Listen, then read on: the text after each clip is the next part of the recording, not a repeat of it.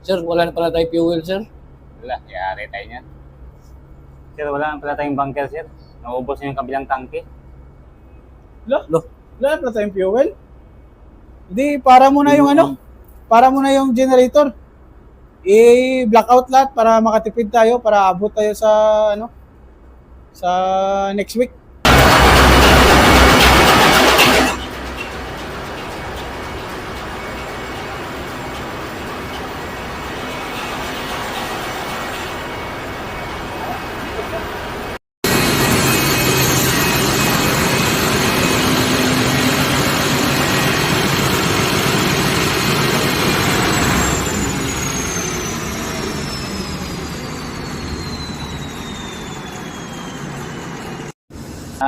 biro lang yun ha.